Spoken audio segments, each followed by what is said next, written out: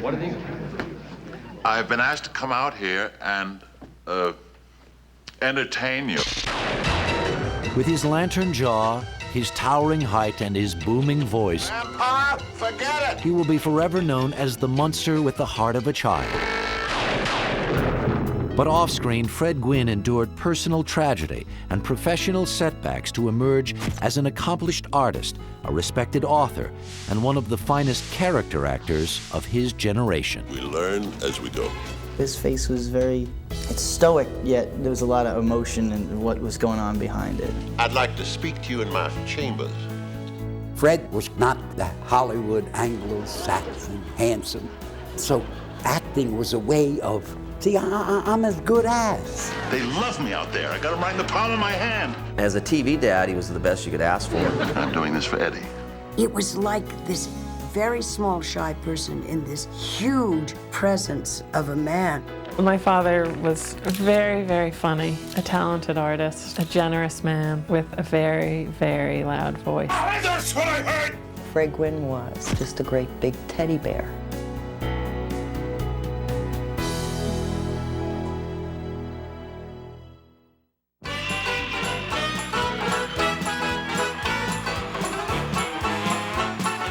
New York City in the 1920s. The Great War was over.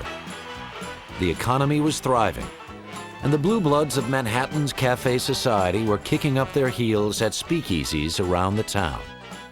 It was in this atmosphere of parties and privilege that Frederick Hubbard Gwynne was born on July 10, 1926. His father, Frederick, was a successful stockbroker whose gregarious and whimsical personality delighted his young son. Fred's mother, Dorothy, was a strong-willed and artistic woman who had created the popular comic strip Sonny Jim. But once her son was born, Fred became the center of her universe. She had tried to have children before him, and I think 2 or 3 had died. So he was sort of a miracle baby for her, and she, just showered him with praise and love and attention. Doted on by his mother, Fred enjoyed all the benefits that wealth allowed as he came of age surrounded by America's aristocracy.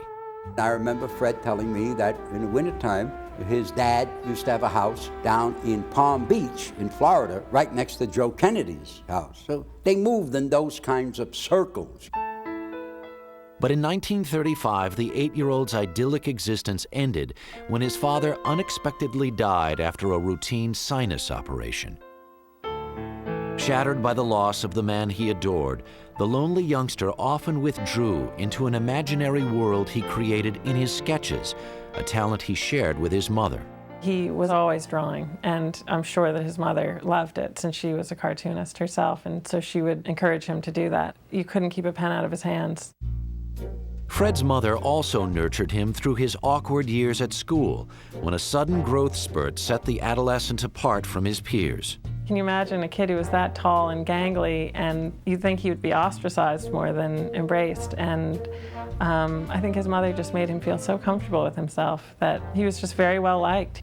In 1939, 13-year-old Fred entered Groton, an elite and highly competitive East Coast prep school. Fred became an outgoing and popular student. He sang in the school choir, and he excelled in his art classes, studying under the noted portrait artist R.S. Merriman. As the young student's passion for art grew, he studied everything from the Impressionist to the 19th century political cartoons of Honoré Daumier. He also joined the drama program, which allowed him to express his whimsical personality. But throughout Gwynne's high school years, a dark cloud hung over the young men at Groton. In 1941, America entered the Second World War, and patriotic teens everywhere were eager to fight for their country. When Fred graduated in 1944, he immediately enlisted in the United States Navy. For 2 years, the 6'5" seaman served aboard a subchaser in the Pacific as a radio operator. You almost went insane. The Morse code constantly in your ear, going on and keeping up. He wept before the captain. He said, because he wanted to get out of it. He'd do anything, so he wept. And somebody said, "Aren't you ashamed of yourself?" But he got out of radio duty. After 2 years at sea, Gwynne was ready for an intellectual challenge, which he found at Harvard University. It was here that the undergraduate discovered an outlet for his artistic talent and wicked wit on the staff of the Harvard Lampoon, joining forces with fellow classmates John Updike and George Plimpton.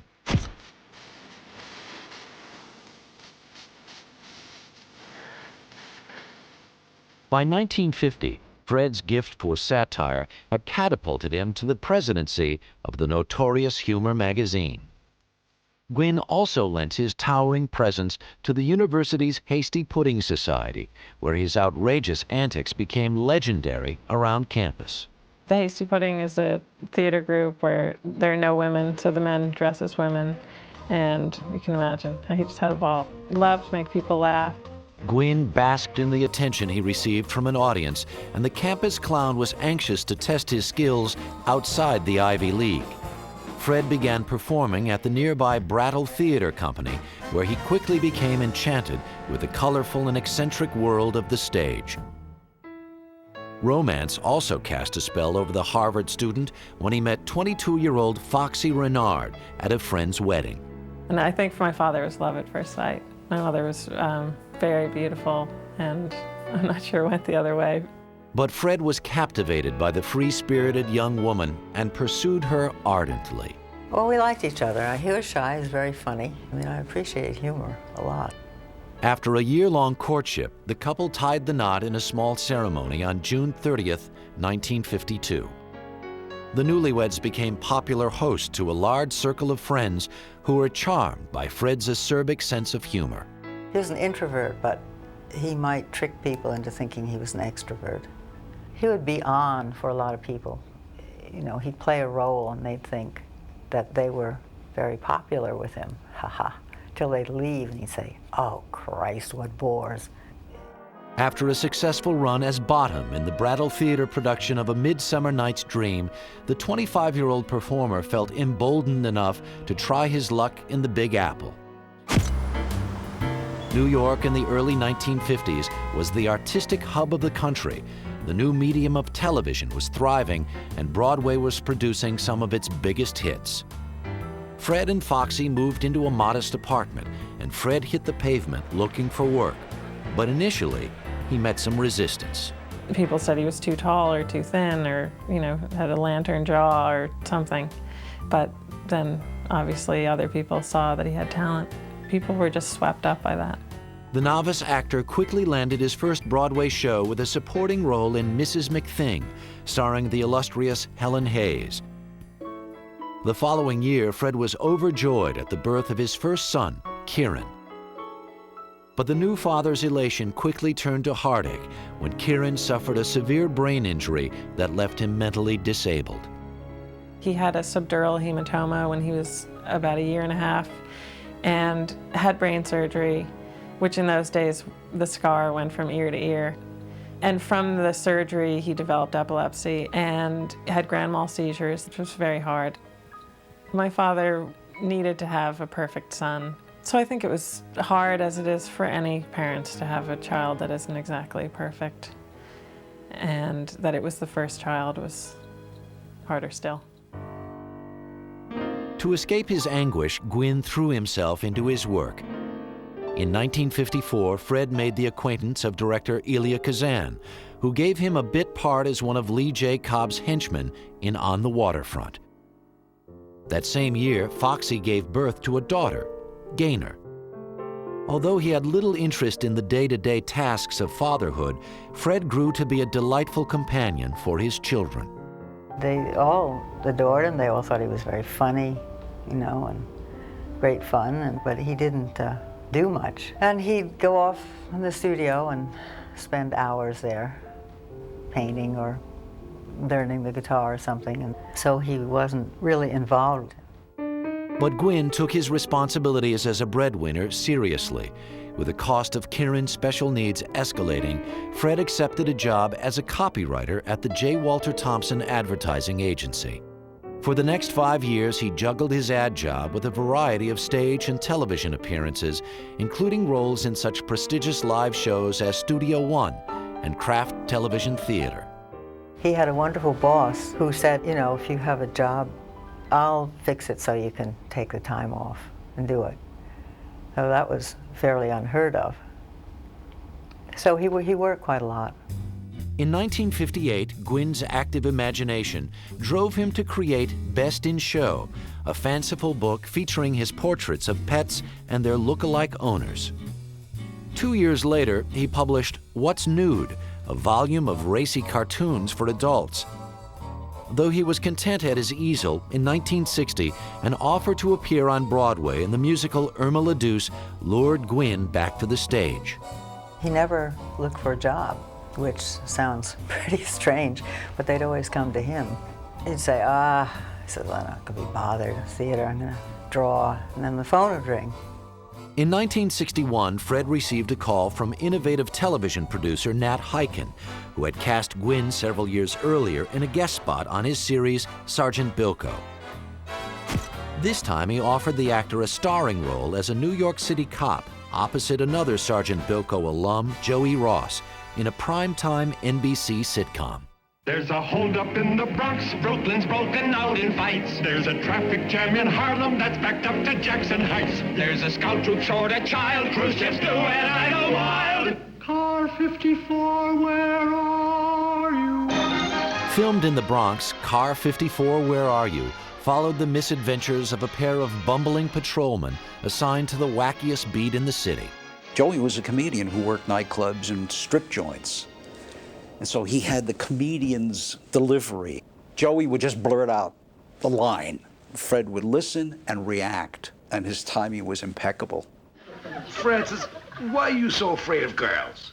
Gunther, it's not that I'm afraid of girls. It's just that, well... What? Look at me. I'm 6'6", and 5'6" of me is face. You know what they call me in grammar school? Horse face. Don't pay no attention to kids. They just repeat what other people say. Fred relished the opportunity to work alongside actors whose ethnic and cultural diversity was groundbreaking in network television. Among the talented cast were Hank Garrett, Al Lewis, and Nipsey Russell. Most comedies were pretty, white bread back in the early 60s, and you wouldn't get a lot of racial blending, but it was probably more progressive at the time than we would think it is by looking at it now. Off-screen, Fred and co-star Al Lewis formed a close friendship. I got to know Fred, from working the show, 5 days a week. Became very friendly with Fred. He was very open, very warm, a good guy. Really, really good guy. The show became an immediate hit, and 35-year-old Fred Gwynne became a household name. And when he and Foxy celebrated the birth of their third child, a son, Dylan, the rising star was happier than ever. But on July 12, 1963, while on the set of Car 54, the actor received the devastating news that his infant son, Dylan, had drowned in the pool of the family's new house in Bedford. Fred was inconsolable. The pain of losing a child put an overwhelming strain on Fred and Foxy's relationship, and the couple separated. I would say that was horribly traumatic for my parents, but maybe even more so for my father, since that was the perfect boy. He finally had one that was perfect, and I'm sure it was just devastating. With his family life falling apart, Fred returned to the set, where he hid his private turmoil under a stoic demeanor. He kept a lot of stuff to himself. When he experienced the tragedy with the loss of his child, he didn't come out and say, my child just died. He really didn't want to get into it.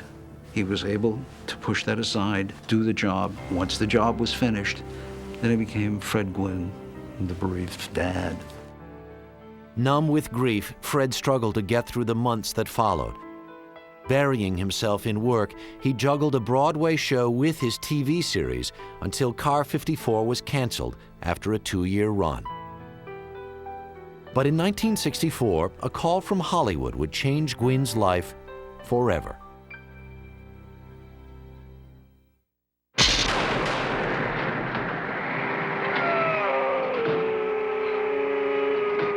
This is, where you live? Yep, this is it. Come on in and have a cup of coffee. I want you to meet my aunt and uncle. Within months of Car 54's cancellation, Fred Gwynne was offered the lead in a proposed television show based on the classic movie monsters Frankenstein, Dracula, and the Wolfman. The comedy would center on an eerie family of monsters living in the middle of a typical suburban neighborhood. Hi, Uncle Herman. Hello, Marilyn. I'd like you to meet my date. This is Jack. What's the matter with me, anyway?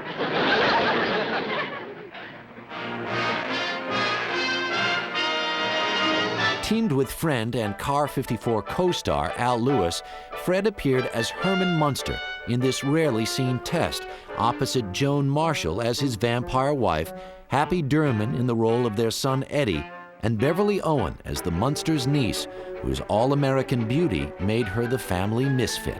It's the family living in a neighborhood where they don't quite fit in, but they don't quite realize that. But they also don't see that Marilyn looks like the rest of the world.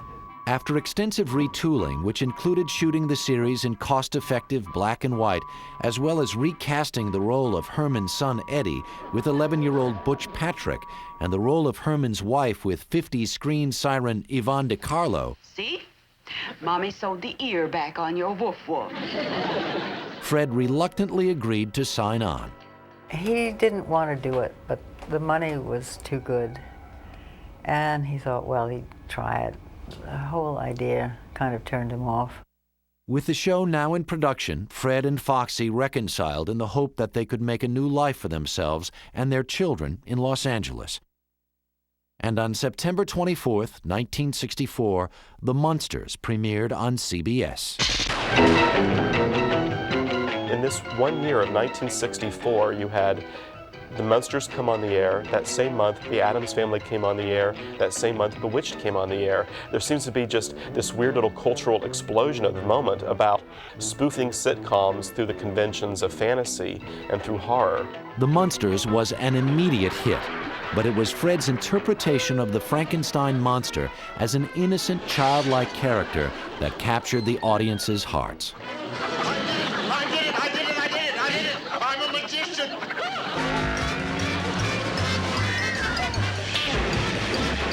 The inventive actor used many tools to bring his character to life. He created a unique voice by adapting his mother's lyrical vocal tones. Patience, Peter Pan. You may not believe this, but I'm Secret Agent 702. Well now, how about that? And when he added the hearty guffaw of a prop man to his portrayal, Herman's laugh became his trademark. He really immersed himself in that role, and that's one of the things that most people aren't aware of when they see the Herman Munster character, of how good a job and how good an actor he really was to pull that off. The other high point of the show was the special comedic rapport that Fred and Al Lewis shared on screen. They worked well with each other, and they really were up there, as far as comedic teams with, Laurel and Hardy, Abbott and Costello, you name them. Grandpa, did you hear door slam? Yes, I did hear a door slam. Was it a back door? No, it wasn't a back door. Was it a side door? No, it wasn't a side door. What kind of door was it? It was the only door. We never for a second ever cheated the audience. We wanted to be both of us better than we were, and I think we succeeded. The Munsters quickly developed into a national phenomenon and became one of the first series to be mass merchandised. I think that it was aiming very heavily at the kid market because they merchandised the show almost immediately. They had all kinds of Munsters toys and gizmos, and there was the Munstermobile that you could see at the parades and stuff. The actors also did their part in promoting the show with numerous personal appearances, as well as television commercials. This is my father. He hangs pictures, helps Grandpa experiment, helps Mommy with the cleaning. Where does he get his go? From me. I lend him my Cheerios. Big G, little O. Go with Cheerios. By 1964, Fred had become one of television's most famous faces, but the stifling makeup and heavy costume were taking their toll on the 38-year-old star. You know, we had to be there 6 o'clock, 2-hour makeup and the hair, and Fred the headpiece and the boats and the foam. Terrible. He suffered terribly, Fred, under the foam. Unbelievable. Didn't breathe. When we would have to go to lunch, he'd get into slippers and he'd take off the boot and he'd pour out sweat from the boot, I would say a half a gallon.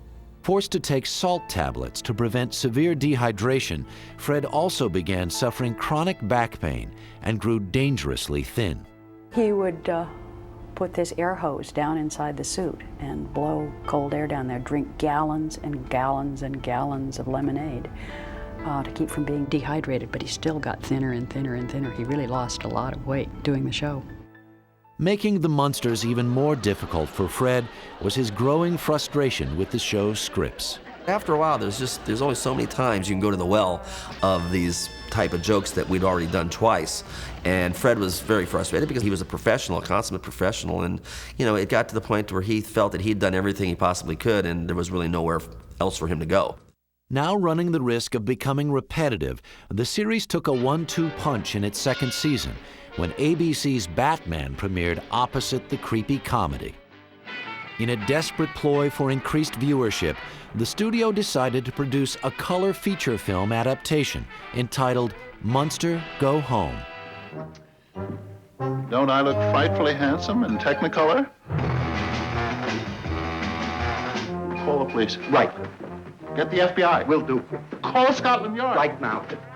Phone Batman. I got it. Car 54, where are you? See Herman Munster in his Dracula challenge some of the world's fastest cars in history's weirdest race. But nothing could help the Munsters. By the end of the year, the spooky series had lost the ratings race, and CBS canceled the show. He was happy. He was at the cast party. He held up a little sign that said, "Everybody says, watch Batman." He had no problems. He was ready to go. He wanted to go, and it was time. And he was very, very happy to return home. After 2 years of playing Herman Munster, the actor was ready for a break from the grueling role. But for Fred Gwynne, escaping the part that had made him famous would prove to be more difficult than he could ever have imagined. By the fall of 1966, the Munsters had vanished from network television, and after a brief respite, a restless Fred Gwynne was ready to return to work. But the actor was shocked by the devastating effect his 2 years as Herman Munster had on his acting career. It wasn't until he was out of the Munsters that he realized that it had hurt him a lot as far as acting. His name would come up for a part, and they'd say, "Oh, come on, Herman Munster for that? Are you crazy?" Dispirited, in 1967, the 41-year-old star left Hollywood and moved back to New York. He didn't like Hollywood. I guess a little bit too fakey and glitzy for him, and he didn't want to put up with that. I mean, that's what you have to put up with if you're going to be, quote unquote, a Hollywood celebrity star. You have to be able to pretend and look as though you're not pretending. And Fred couldn't do that. He wanted to retire more and more from life, from doing anything, from appearing in public, from giving autographs. Fred was now free to spend more time at home with his family, which had grown to include another daughter, Madden, and a son, Evan. But even the arrival of 2 more children could not mask the fact that Fred and Foxy's relationship was on rocky ground. Their marriage was not happy, and there was a lot of fighting, a lot of disagreeing. Like every good Irishman, my father did like his cocktails, and that only led to louder voices and more disagreements. The animosity grew exponentially. As life at home was becoming unbearable, Fred found refuge in the relative security of the sound stages, taking whatever roles were offered in an effort to change the public's perception of him. In 1969, he accepted a part in NBC's made-for-TV musical The Littlest Angel, co-starring Johnny Whitaker. That same year, the distinctive actor was seen as the grotesque villain in the television version of Arsenic and Old Lace. Then in 1970, NBC hired Gwynne to star in an upcoming series titled Anderson and Company.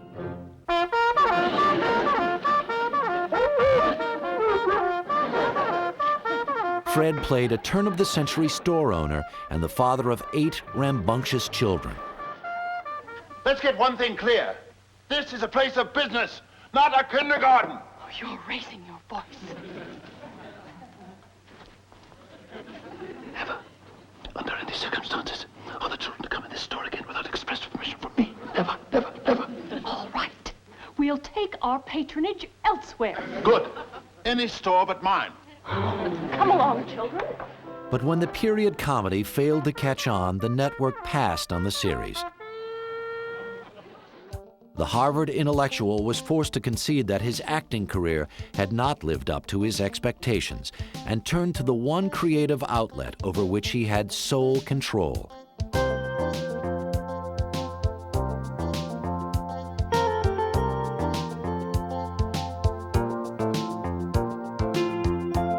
Though he was no longer receiving a regular salary, wise investments allowed Gwynne the freedom to indulge in his passion for art. He had a studio at the house that my parents had that was separate from the house, and he just painted and painted and painted. Inspired by his daughter, Madden, Fred began working on a children's book that combined his fanciful sense of humor with his love of wordplay. I had asked him one day about the mole on his face, and he said, "That's a mole," and he said, "I examined it." And a few days later, the cat killed this little furry brown animal on the lawn, and I said, "What is that?" And he said, "That's a mole." And he said, I stared from this brown animal to his face, back and forth and back and forth, and he said finally he realized what I was doing, and it just cracked him up. This misunderstanding led to a series of children's books which, over the years, included such classics as The King Who Reigned, A Chocolate Mousse for Dinner, and A Little Pigeon Toad. While the books were hugely successful, Gwynne still felt he had to prove himself as a serious actor and decided to return to the small stages of New England, where his career had begun 23 years earlier. But more than a few heads turned when the former television star was cast as Big Daddy in a revival of Tennessee Williams' Cat on a Hot Tin Roof, co-starring Elizabeth Ashley. There was great trepidation, and all during the rehearsal period, I can remember people saying to me, I mean, right, you got Herman Munster playing Big Daddy? I mean, come on, he's done everything. But nobody remembers that he's ever done anything but this, and he wants to come and do it. Unfazed by the skeptics, Gwynne turned in a stellar performance that won him praise from the play's legendary author. Fred brought every aspect to it that Tennessee had ever conceived of. And that's very rare when you're dealing with a playwright like Tennessee Williams. Realizing that theater offered him the quality of work to which he had always aspired, Fred continued to act in a variety of acclaimed stage productions, including a role as Claudius in Shakespeare's Hamlet, and that of the stage manager in Thornton Wilder's Our Town. I think that it took so much out of him to go on stage, but he did love the theater. He really did, and I think that was really his element. I mean, I've seen him on stage, and he just glows. In 1979, the versatile actor won an Obie Award for his performance in the off-Broadway play Grand Magic. At 53, Fred had established himself as one of the theater's principal character actors. His years as a film and television star seemed far behind him, but it was a situation that wouldn't last for long.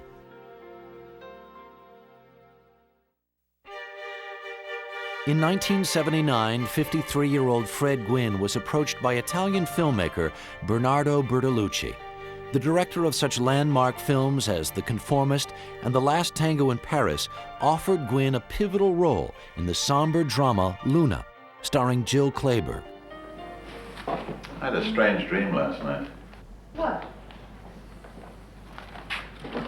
Oh, it's boring. Tell me. No, you're busy packing. I'll tell you later. Tell me your dreams. When people tell me their dreams, I find it very interesting. I'll tell you later. We'll have loads of time on the boat, okay? Remember, we have 2 hours to get ready. By now, Gwynne was beginning to prove that there was more to him than Herman Munster.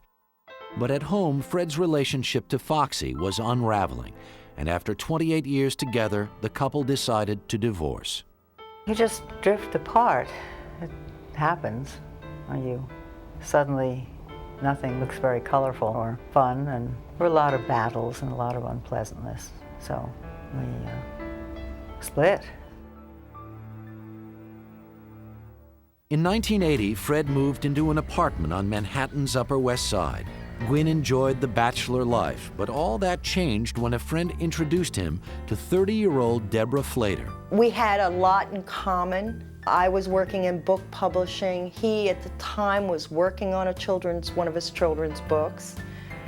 And I took an interest in what he was doing, and so we had a common ground there. Deb's strong will and take-charge attitude appealed to Fred, and they soon began seeing more of each other. She made him feel very secure, and she's a strong woman, and he really liked that. He likes to have a strong woman to take care of him, and he liked to be told which way to go. And Debbie was just the woman for the job. Together, the couple decided to focus their energy on Fred's film and TV career. In 1981, the 55-year-old actor received an offer to reprise the role of Herman Munster in the NBC TV movie, The Munster's Revenge. Fred did not want to really do the Munster thing again. And I told him, I said, look, the thing to do is name an astronomical figure. And they'll reject it, and that'll be the end of it. Well, he named an astronomical figure. Well, they took it. After filming was completed, Fred was eager to move on to more serious acting challenges.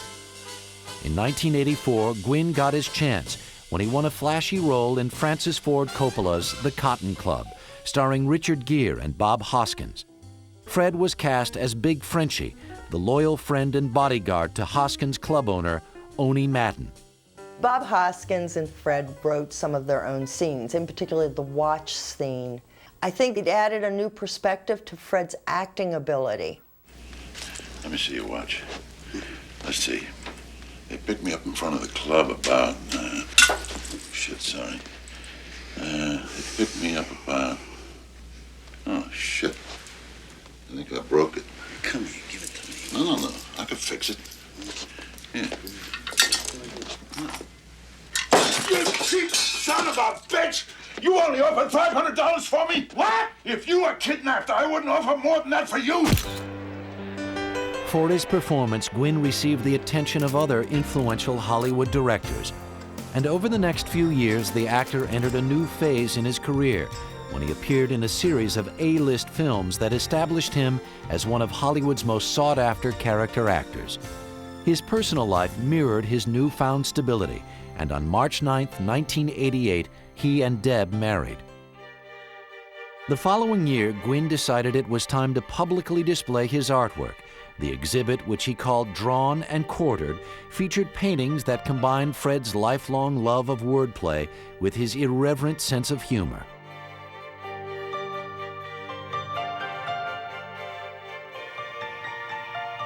He was a spiritual person. He was very interested in the hereafter and who God was and what power that makes us all tick. And he expressed a lot of that in his paintings. Opening night, I mean, it was, a zoo. People standing outside. Everyone was, really excited about it. At an age when most people are retiring, Fred Gwynne was at his creative prime. He continued to turn in standout performances in such films as Stephen King's Pet Sematary and the heist comedy Disorganized Crime, starring Lou Diamond Phillips, Ruben Blades, and Daniel Roebuck. We need another 900. Why don't we just take out a loan? We can hit one more. Are you out of your mind? We're gonna get nailed. This isn't Miami, you know. Every cop they have will be swarming over that market. If we hit another right now, they won't be ready. They won't be ready? I'm not ready. I haven't done this since I was 17. Go. I can't believe I'm doing this.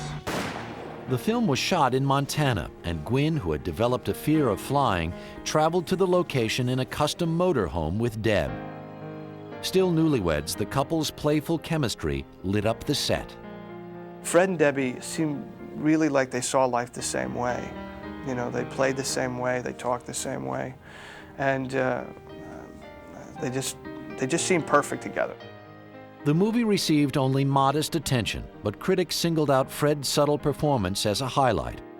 Although the 63-year-old actor was now working steadily, Fred grew irritable and restless.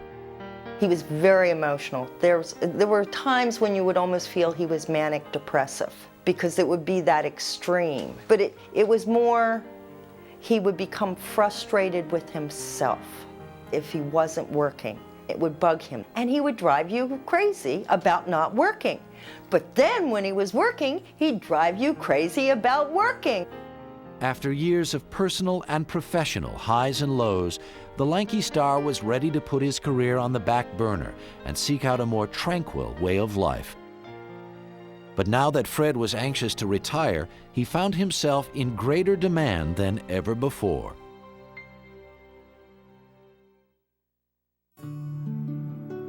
In 1989, after living most of his life in New York, Fred Gwynne decided to leave behind the hustle and bustle of the big city.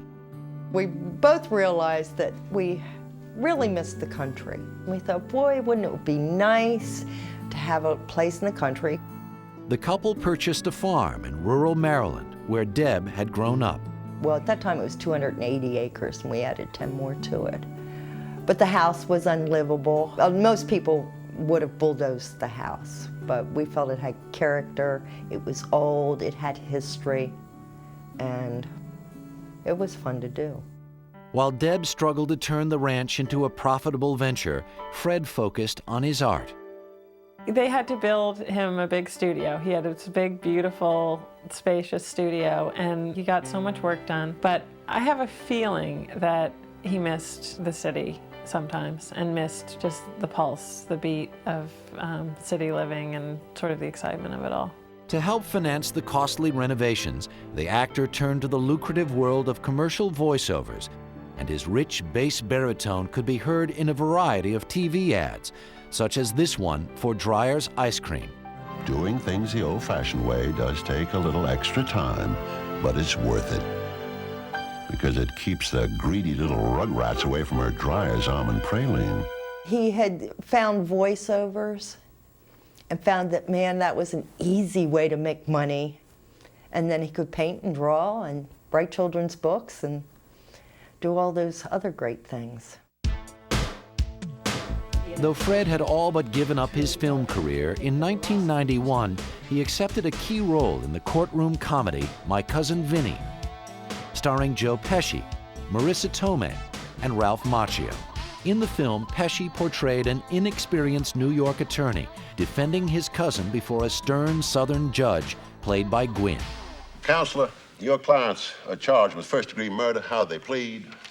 Ayana, my client... Don't talk to me sitting in that chair. He told me to sit here. Because he's not very legalistic. I tell him up front that procedure is what I'm all about. When you're addressing this court, you will rise and speak to me in a clear, intelligible voice. Sorry. My clients are... What are you wearing? Huh? What are you wearing? I'm wearing clothes. With him and Joe Pesci, first, the physical disparity is hilarious anyway. And their performances together, they really had it was a terrific chemistry. Is it possible the two youths... Two what? What was that word? What word? To what? What? Did you say utes? Yeah, two youths. What is a ute? Oh, excuse me, Your Honor. two youths. My Cousin Vinny was a huge box office success, and Gwynne received some of the best reviews of his career. At the age of 66, the actor was now more in demand than ever. But in 1993, Fred began to experience severe back pain. A routine trip to the doctor delivered a devastating prognosis. He was in the advanced stages of pancreatic cancer. Given just 6 months to live, Fred now had to face his own mortality. To keep his spirits up, the multi-talented artist spent much of his time in the studio, painting and doodling. In his final months, Gwynne took time to say goodbye to his closest friends and family. When it was pretty clear that he was going to die, we talked a lot about death, and he said he was going to see his mother and finally get to spend time with his father, which was something to look forward to. He always said that he felt that life was, that fast. And when we had to say goodbye and, when he was really, really ill, he just said, "I'll see you this soon." On July 2nd, 1993, Fred Gwynne died in his sleep just 8 days before his 67th birthday. While Gwynne is gone, his memory lives on with the role he fought so hard to escape. With new fans discovering the Munsters in syndication, the series is more popular than ever. His sound, his booming laugh was funny, his pop-eyed expressions. I mean, everything he had in his theatrical training went into just sending this character through the camera, really playing, I think, to the kids just who loved this guy. Although Fred rarely discussed his role as Herman Munster, privately, he was proud of the character he had created. Some days he was tired of being recognized as Herman Munster, and other days that was fine with him because Herman Munster was a nice guy. But beyond the role that made him famous, Fred Gwynne leaves behind a rich legacy of work that included children's books, a collection of paintings and sculpture, and a diversity of screen roles that continue to touch audiences throughout the world. I still get fan mail expressing how much he meant to them, and it kind of amazes me sometimes. Fred Gwynne loved life, and he was given a lot of talents with which to express that love. He was just this big, huge man, and he was a little boy inside of that big, huge man. I never saw Fred's ego. He wasn't about, look at me. He was about the dance. He was fine. Very hard to talk about someone you had so much fun with, you loved, you admired. I love you, Fred. Rest in peace.